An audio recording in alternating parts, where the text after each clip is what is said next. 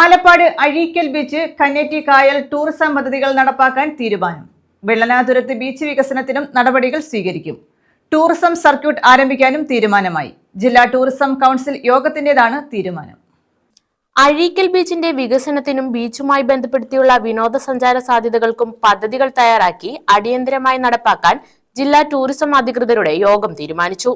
ആദ്യഘട്ടമായി സന്ദർശകർക്ക് വിശ്രമ സൗകര്യം, ശൗചാലയ സംവിധാനം എന്നിവ നടപ്പാക്കും.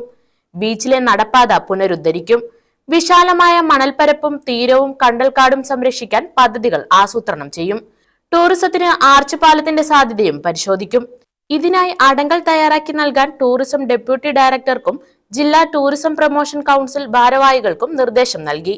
സംസ്ഥാന സർക്കാരിന്റെ പ്ലാൻ പദ്ധതിയിൽ ഉൾപ്പെടുത്തിയാണ് അടങ്കൽ തയ്യാറാക്കുക. ശ്രീനാരായണ ട്രോഫി ജലോത്സവം ഉൾപ്പെടുന്ന പ്രദേശം ഉൾപ്പെടുത്തി കന്നേറ്റിക്കായൽ ടൂറിസം വികസനത്തിന് വിദഗ്ധമായ പദ്ധതികൾ ആവിഷ്കരിക്കും.